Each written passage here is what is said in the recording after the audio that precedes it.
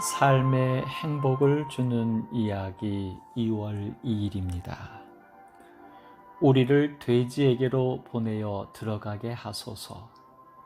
귀신 들린 자, 아니 귀신들이 예수님께 했던 간구입니다. 그 사람에게서 나오라는 예수님의 명령을 거역할 수는 없었습니다. 바로 그분은 하나님의 아들로서 창조주이시기 때문입니다. 귀신들은 타락한 천사들로서 그들도 하나님께서 부리는 영으로 창조하셨습니다. 그런데 사실 귀신들은 예수님께 먼저 자기를 그 지방에서 내보내지 마시기를 간구하였습니다. 그리고는 마침 거기 돼지의 큰 떼가 산 곁에서 먹고 있는 것을 보고는 돼지에게로 가게 해달라 선택했던 것입니다. 왜 그랬을까요? 왜냐하면 결국 더러운 귀신들이 나와서 돼지에게로 들어가매 거의 2,000마리 되는 떼가 바다를 향하여 비탈로 내리달아 바다에서 몰사하였기 때문입니다. 죽을 돼지에게로 가게 해달라고 왜 간구한 것일까 궁금해집니다. 문제의 핵심은 돼지들의 죽음이 귀신들이 들어간 후에 일어났다는 것입니다. 다시 말해 귀신들이 돼지에게로 가기를 요청한 것은 이렇게 돼지들을 죽게 하려는 그들의 술수였던 것입니다. 이렇게 사단, 곧 대적하는 자라는 그 이름의 뜻처럼 하나님을 대적하는 그들의 결과는 죽음입니다. 하나님은 생명이시기에 생명을 대적한다는 것은 죽음일 수밖에 없습니다. 헤겔의 변증법은 정반합으로 세상은 발전한다는 것입니다. 정은 지금 옳다고 인정하는 것이고 이에 대하여 문제를 제기하는 것이 반입니다. 그런데 반의 주장을 해결한 더 나은 정이 만들어지는 것입니다.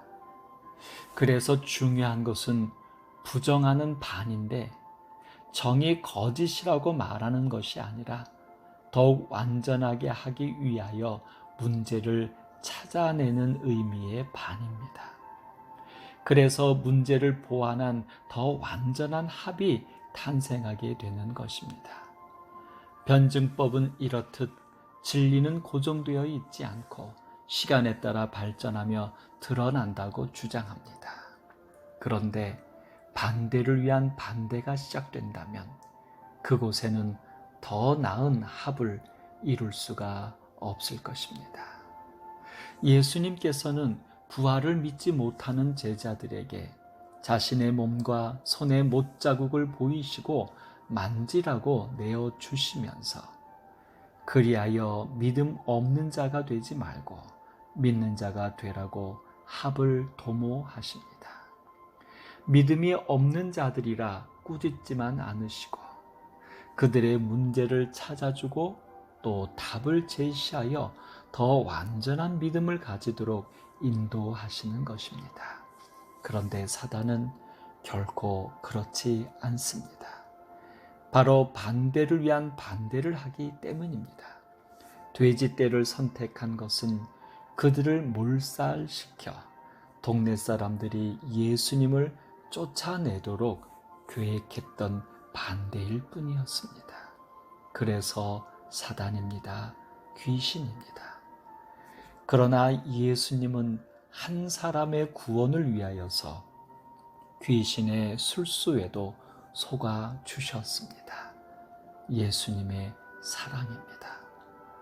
더욱이 돼지떼의 죽음은 예수님이 하나님의 아들이라는 증거가 되어서 결국은 마을 사람들이 예수님을 받아들이게 됩니다. 사랑의 힘입니다. 오늘 우리들의 삶 속에 하나님을 대적하는, 생명을 대적하는, 사랑을 대적하는 사단이나 귀신이 아니라 우리의 부족함 속에서 하나님의 은혜를 통하여 하나님을 닮아가는 사랑의 그리스도인이 되기를 소망해 봅니다. 삶의 행복을 주는 이야기였습니다.